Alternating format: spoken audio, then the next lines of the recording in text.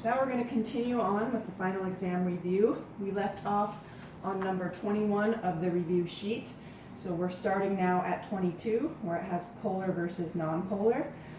In respect to polarities, we need to know or be able to predict melting points and boiling points.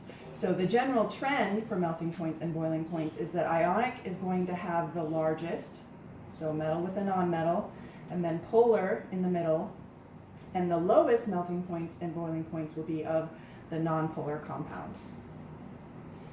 Number 23 talks about electronegativity trends. Okay, so that is one of the trends that we looked at of the periodic table. So with electronegativity trends, it was increasing as you go from left to right across the periodic table and decreased as you went down. So fluorine is the most electronegative element on the periodic table.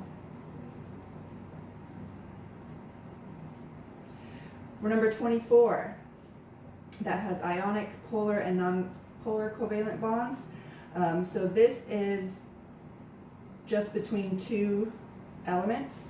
So you'll notice 24A has ionic, a metal with a nonmetal. So we have calcium being a metal, oxygen being a nonmetal is the example there. For a polar covalent, the general rule of thumb for identifying a polar covalent bond is two nonmetals that are not right next to each other on the periodic table. So more than one space apart. So the example given in 24B is carbon and chlorine. So we have carbon in group 14, and then we have chlorine, one of the halogens. And notice these two elements are not right next to each other on the periodic table, so it is safe to say that they will form a polar bond. If you have two elements that are right next to each other on the periodic table, it would be nonpolar. So the example given in 24C is nitrogen and oxygen. So atomic number 7 for nitrogen, atomic number 8 for oxygen. They're right next to each other on the periodic table, so it's safe to say that they would form a nonpolar bond. All right, so let's move on and look at number 25. So we also need to know how to draw Lewis structures. A type of question that might be asked in reference to Lewis structures is what type of bond is present? So in order to answer that, you need to know if it is a single, a double, or a triple bond. And you can't tell just by looking at the chemical formula. You need to write out the Lewis structure. So to figure out the type of bond, number 25, in oxygen, we would need to draw the Lewis structure. And remember, when we draw Lewis structures, we need to know the amount of valence electrons. So valence electrons are those electrons that are used in bonding, and we can figure out the valence electrons of the main group elements based off of where they are on the periodic table.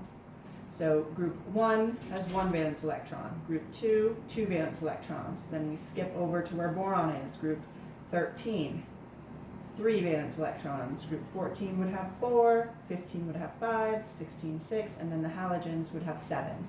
Then we then have the noble gases with 8. They have that full octet, they're happy.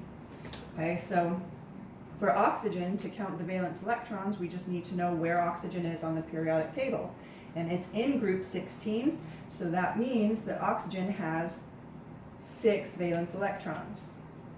So to figure out the total valence electrons, we need to write the number of atoms, in this case 2, and then multiply that by the amount of valence electrons, which we just said for oxygen is 6 because it's in group 16.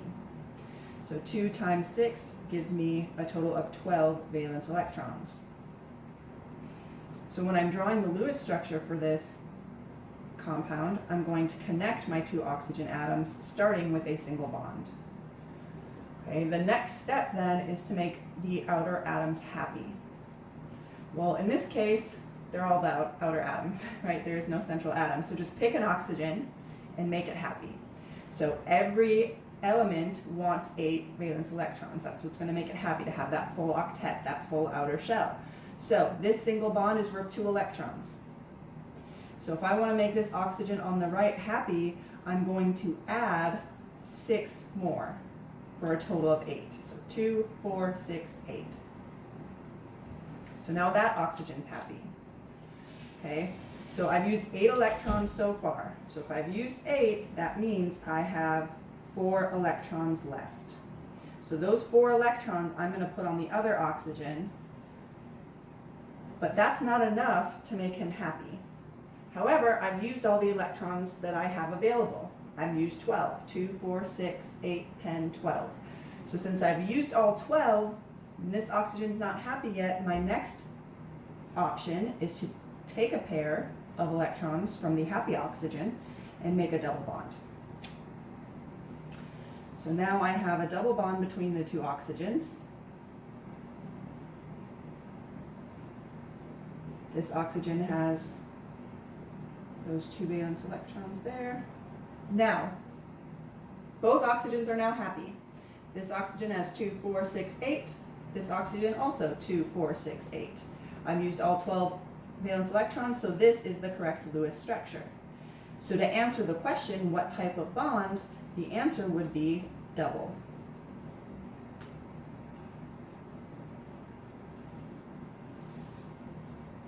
Now let's look at number 26. So this is going to be more practice with Lewis structures, but we're also going to add a layer on and talk about the shape as well. So the shape for this molecule would be linear, because whenever you have a diatomic molecule, it's always going to be linear because you're not going to bend the middle of that bond. Okay, it's going to be straight. So let's look at 26 and do some more of these structures. So the first one is asking, what shape is silicon dioxide? Marker's not working very well, so let's switch here. So SiO2. So to figure out the shape, we first need to draw the Lewis structure. So we need to know the number of valence electrons. So I have silicon, I have oxygen. Next I'm going to write how many of each. Well, there's 1 silicon atom, there are 2 oxygen atoms. And then I'm going to multiply that by the number of valence electrons. So silicon is in group 14, so that means it has 4 valence electrons. Oxygen, 6.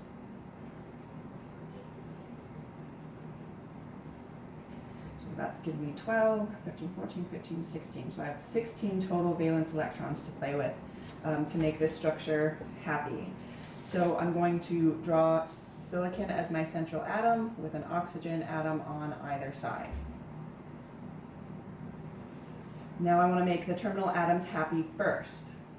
Okay, so that means these oxygen atoms. So the single bond represents 2. They want 8, so I'm going to add 6 on both. Okay, now let's see how many we have left to make silicon happy. So we have 2, 4, 6, 8, 10, 12, 14, 16. I've used all 16. But silicon's not happy. I don't have any extra electrons to put on him, so I'm going to do a double bond. So now silicon has 6 valence electrons, but he wants 8. So my next option is to either make a triple bond here or a double bond. And remember, you always want to do double before triple. It's less energy. Okay, so this oxygen now is going to make a double bond, and we get 2 double bonds.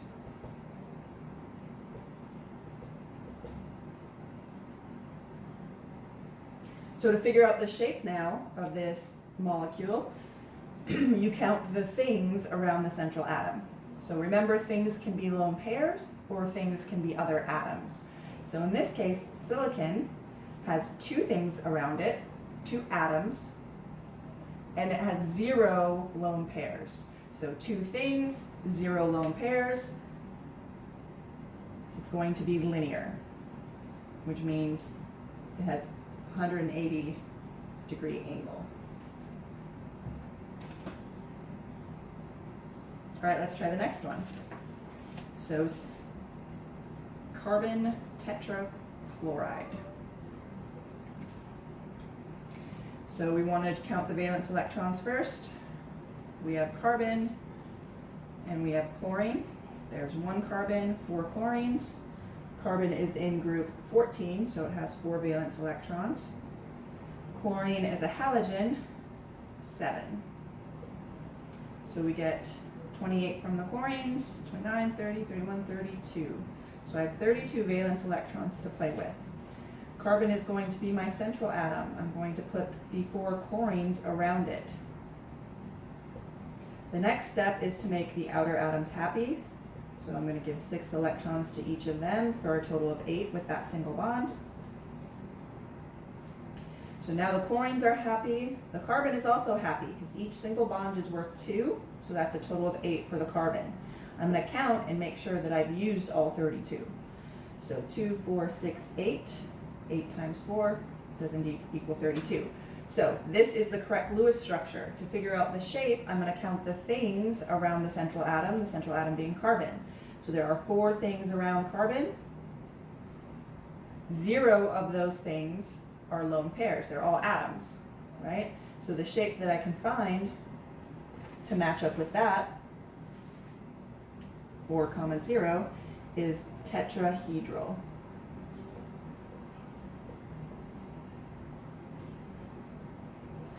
And the bond angles for tetrahedral are 109.5.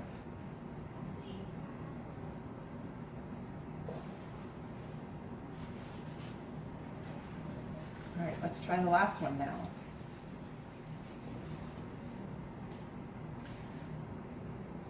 BH3. So, valence electrons. I want to know the shape of it. I need to get the Lewis structure first. So I have boron, I have hydrogen. There's 1 boron and 3 hydrogens. Boron is group 13, so it has 3 valence electrons. Hydrogen has just 1 valence electron. So that gives me a total of 6. Okay, I'm going to draw boron with the 3 hydrogens around it. So, terminal atoms you want to make happy first. Hydrogen is the exception to the octet rule. It only wants 2 electrons. So those hydrogens are happy. Okay? Boron has 2, 4, 6. Okay, well, we don't have any extra electrons to give him because we've used all 6 of the valence electrons we have. We can't make double bonds because hydrogen's not going to do a double bond. It only has the capacity for 2 electrons, so it can't do 4. But that's okay. This is the correct structure because remember, boron was an exception to the octet rule. No, I'm spelling exception wrong. It is happy with 6. So this is the correct Lewis structure with just 6 valence electrons around boron. Looking up its shape, there are 3 things around boron. 0 of those things are lone pairs. So this would be trigonal planar.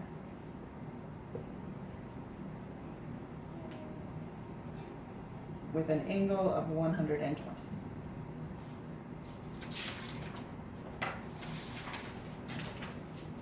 All right, so using these structures now, looking at number 27, you need to be able to figure out if a compound is polar or nonpolar based off of its structure.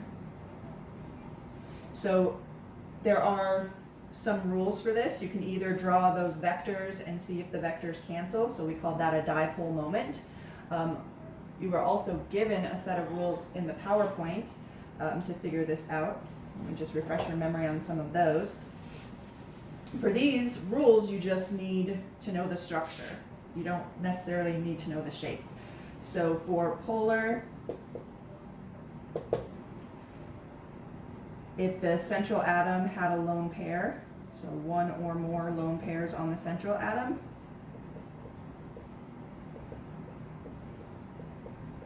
then it would be polar. For nonpolar, no lone pairs on central atom, and all terminal atoms the same.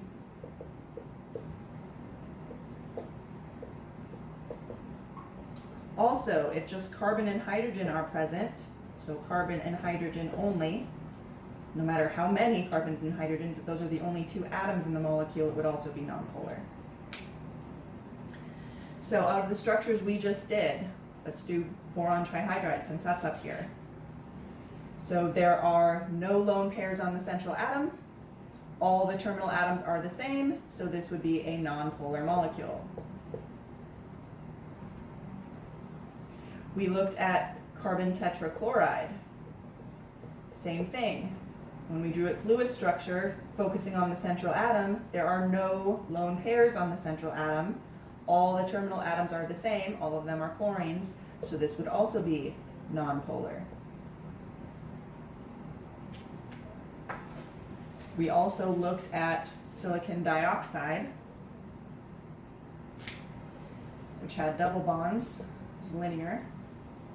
Looking at the central atom silicon, once again, no lone pairs on the central atom. So this one would also be nonpolar.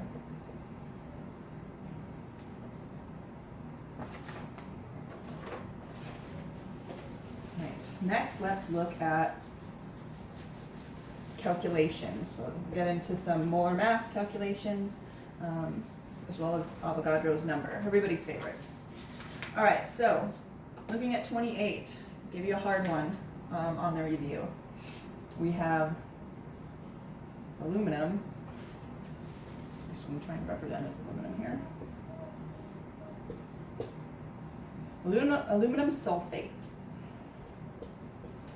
So to calculate the molar mass, make a list of all the elements present. So we have aluminum, we have sulfur, we have oxygen. Next, write how many atoms of each. So we're using subscripts. So there's 2 aluminums. For the sulfurs, notice it's in parentheses with a 3 on the outside. So we need to take that number and bring it into the parentheses. So there are 3 sulfur atoms, and there are 12 oxygen atoms. So we're doing 3 times 4 to figure out the oxygens. Next, look up the molar masses on the periodic table. So aluminum is 26.98. Sulfur is 32.07. And oxygen is 16.00.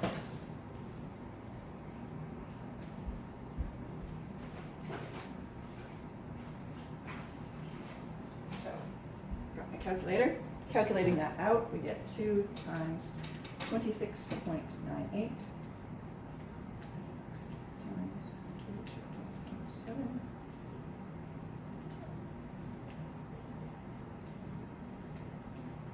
I get 342.17. Remember, the units are grams per mole. This is what helps us, molar mass helps us convert between grams and moles for this very reason. That's why you'll see in the next question, number 29A, we're converting 3.9 grams of aluminum sulfate into moles, so we're going to be using this molar mass. So 29A, 3.9 grams into moles. So to go between grams and moles, you need molar mass, which we just calculated. One step problem. Do your railroad tracks. You start with what was given in the question, the 3.9 grams. We're then going to take the molar mass, putting the gram portion on the bottom, so that grams cancel, and then the moles on the top. So 3.9 divided by 342.17 to 2 significant figures, because that's what I had in the question. So it's going to be 0.011 moles.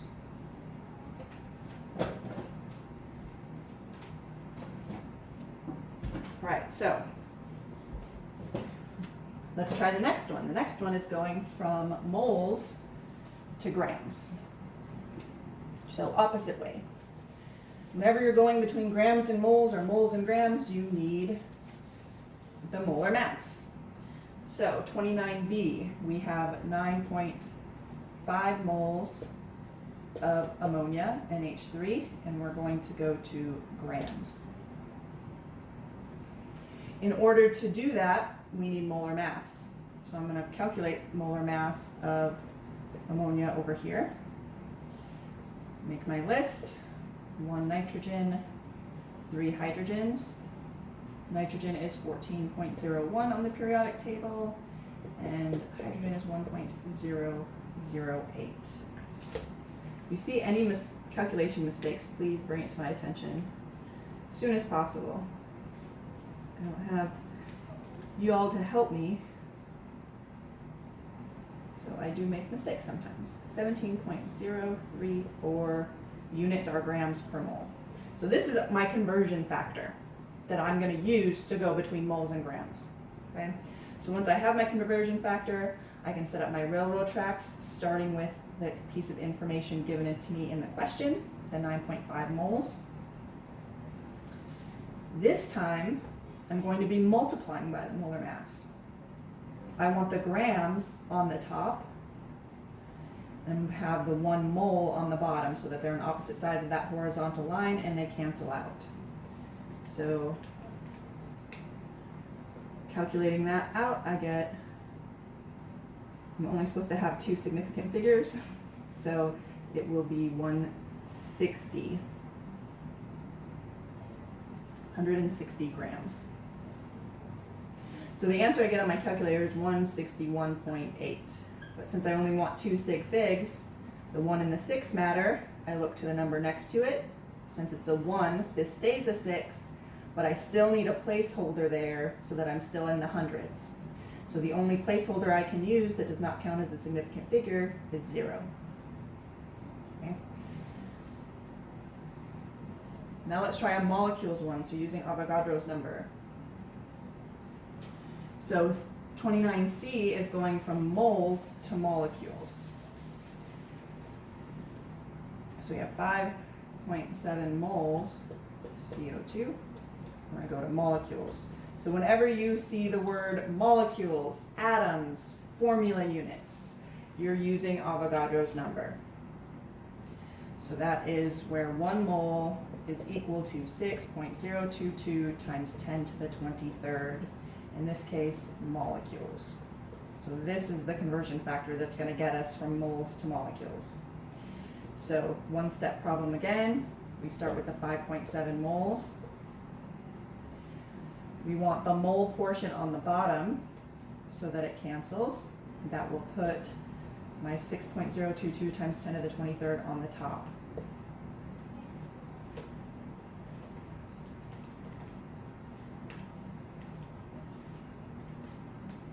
I get two significant figures.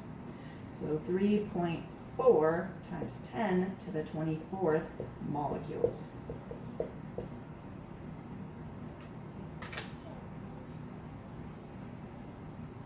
All right, so let's move on now to predicting products. You need to be able to predict products for combustion reactions, single and double displacement reactions. You should also know the products for a acid-base neutralization as well. Because remember, acid-base neutralization reactions, which we just studied, I believe in chapter 8, it's always a salt and water are your products. So you do want to know that one as well. So let's look at 30A. So what you're given is CH4 plus oxygen. So I have a hydrocarbon and oxygen. So being able to recognize this as a combustion reaction is your first step. Whenever you have a hydrocarbon, so just carbon and hydrogen reacting with oxygen, it's a combustion reaction. So when it's a combustion reaction, the products are always going to be the same. It's going to be carbon dioxide and water every time. Okay, those are always the products. I don't know why there was a 2 there. Probably because I was trying to balance it. All right, so let's look at the next one. So we have magnesium reacting with HCl, which we now know is hydrochloric acid. So for single and double displacement reactions, the first thing you want to do is write down the elements and their charges so that you know who's switching with who. Okay? So magnesium, it's a metal by itself, reacting with a compound. So I can identify this as single replacement because I have an element by itself reacting with a compound. Okay? Now, magnesium, when it's by itself, its charge is going to be 0.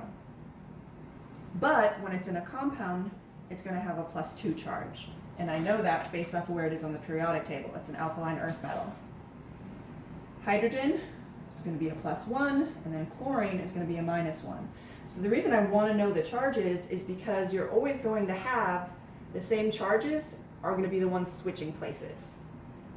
And when I have a compound over on the product side, I'm always going to want a cation, a positive charge one, with an anion, because opposites attract. So since magnesium's a +2, hydrogen's a +1, so since they're both pluses, these are the two that are going to switch places. So I'm going to see hydrogen by itself on the product side, and then magnesium is going to be paired up with chlorine. So I'm going to have magnesium with chlorine, and then I'm going to have hydrogen. Now remember, when hydrogen's by itself, it's one of those 7 elements that always forms a diatomic in nature.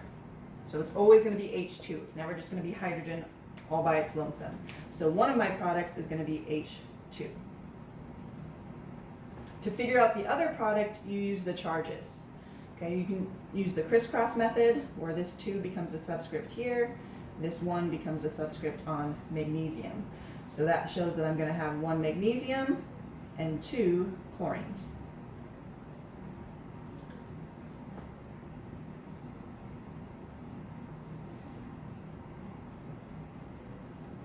For the next problem, we have 2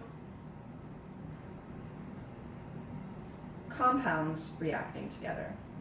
So no elements by themselves. So if I have 2 compounds, it's going to be a double displacement reaction, so they're going to be switching partners. I want to do the same thing that I did for single replacement. I want to write down all of my elements and their charges. So calcium is a +2. I know that based off where it is on the periodic table. Bromine's a halogen, so it's going to be a -1. This one's a little trickier because notice that silver is a transition metal, so it can have multiple charges. So to figure out the charge on silver, I look to its partner. NO3 is a polyatomic. If I look it up on my polyatomic table, it has a charge of -1. So this compound's neutral. So what charge does silver have to cancel out that -1 charge? It's going to have to be a +1. Okay, so I'm going to be switching partners. My 2 cations are going to switch places. So that means silver is going to be with bromine on the product side. So I'm going to write Ag +1 and then Br -1. So they're going to be partners. I'm going to use their charges to figure out what the compound's going to look like. Then I'm going to have calcium is going to be with the nitrate. All right, so looking at the silver with bromine, their charges cancel. So that means I just need 1 of each. So it's going to be AgBr.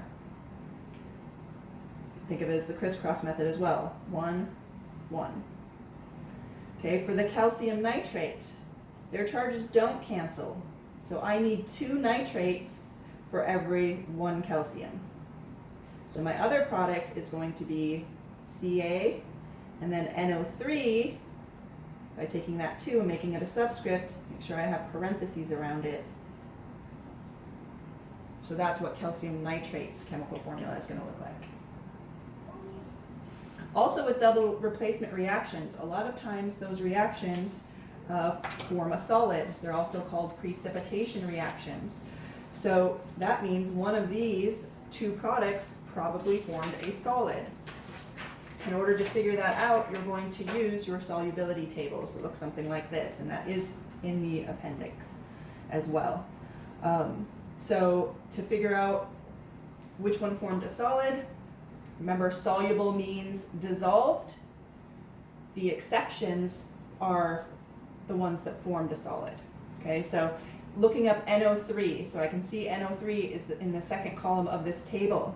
So that means it's soluble, and following over to the exceptions, there are none. So no matter what NO3 is with, it's always going to be soluble. It's always going to dissolve. So calcium nitrate does not form a solid because it's a nitrate, no exceptions, always soluble. Looking up bromine in the third column. So bromine can be soluble, but it does have exceptions. So if bromine is with any of these three metals, it's going to form a solid. One of those metals is silver, so this will be a solid because it's an exception. All right, so moving on to 31, balancing equations. I'll let you go ahead and work those on your own because it really is just a lot of trial and error. Those are, the answer to those ones are posted as well. So you can check your work. It's from the balancing equation practice worksheet that we did way back in chapter 4, I believe. So I'm going to move on to number 32, mole to mole ratios. So you're given a reaction equation. So in order to use mole-mole ratios, you need a balanced chemical reaction. That's the first part. So here's a balanced chemical reaction. And we're going to figure out how many moles of hydrogen are needed to make 4 moles of product. Okay, so what A is asking, it's saying how many moles of hydrogen to make 4 moles of NH3. So to go from moles of one element or compound to moles of another one, you're using a mole ratio from the balanced chemical equation. So to figure out what mole ratio, you look at which 2 elements or compounds are comparing. So we're comparing hydrogen to ammonia. So my ratio is going to be the coefficients in front of those 2 compounds. So it's a 3 to 2. So I'm going to write it like a conversion factor. What this is saying is 3 moles of H2 are going to produce, or are going to equal, 2 moles of NH3. So this is the conversion factor that's going to get me the answer I need. Okay, so starting my railroad tracks, what I'm going to start with is the piece of information given to me, that 4 moles of NH3. And I'm going to take the conversion factor and figure out which way it needs to go. And for this case, I'm going to have the 2 moles on the bottom because that's representing the NH3, and that's what I'm trying to cancel out, are moles of NH3, because I'm trying to figure out moles of H2. So the 3 is going to go on the top since that's representing moles of H2. So multiply across, divide by what's on the bottom, divide 2. I get 6 moles of H2.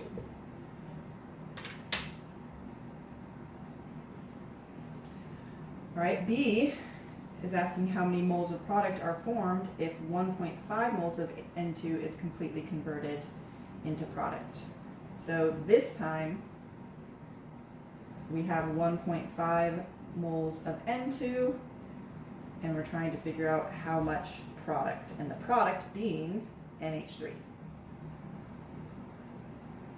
So we're using mole ratio again, but this time it's between nitrogen and product. So we're looking at the coefficient in front of nitrogen. Since there isn't one, it's just 1. So 1 mole of N2 is going to produce 2 moles of NH3. Okay, well, we don't have 1 mole of N2, we have 1.5. So let's see how much product that will produce. So I start with what's given, the 1.5 moles of N2. I'm going to be putting moles of N2 in the denominator to cancel, and the moles of product in the numerator. So 1.5 times 2 divided by 1 should give me 3 moles of NH3.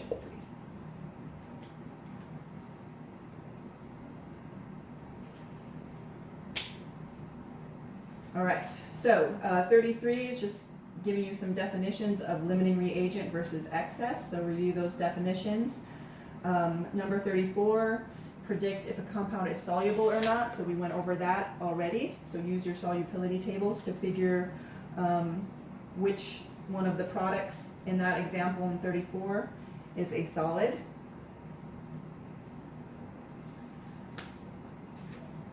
Endothermic and exothermic definitions. Know the definitions. Know that if you have a negative delta H, it's exothermic. A positive delta H would be endothermic. So we just reviewed these recently, so these should all be fresh in your head. Be able to do all of those chapter 5 calculations that you have done on this past exam. Boyle's law, Charles' law, combined gas law, ideal gas law, all of that. Be able to calculate molarity and molality, so concentration equations, know how to use those as well. The last review you might want to go over if you had troubles on the exam with any of those types of calculations. The example given in the final exam review is about molality. So molality with an L. So you just need to make sure you're using the appropriate equation. So molality was moles of solute divided by kilograms of solvent. So in 38A, you are given the moles, so you would just plug that in up top, and you are given kilograms of solvent, so you don't even need to do any conversions at all. So simply just dividing those two gives you 0.012. And a little lowercase m are the units for molality. 39 is looking at mass volume percents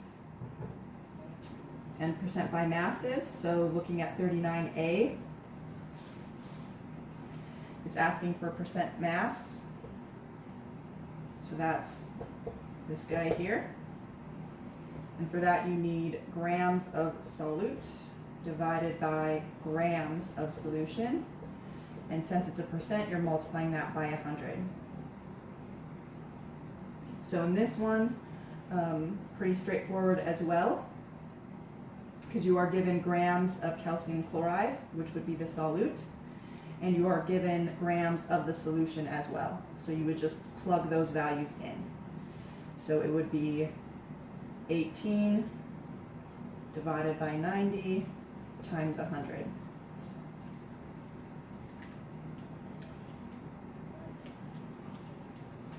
I get 20% mass. B is looking at parts per million and parts per billion. So very similar equations. So parts per million, you're doing grams of solute over grams of solution, but instead of multiplying by 100, you're multiplying by 1,000,000, or times 10 to the 6th. Parts per billion, same thing.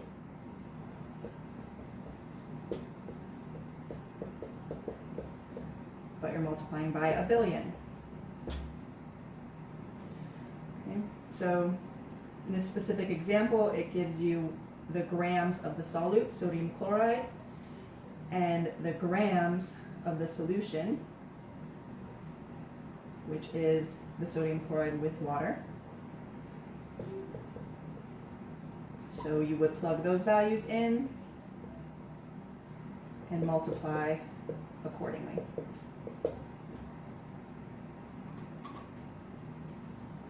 So 1.2 divided by 1,500.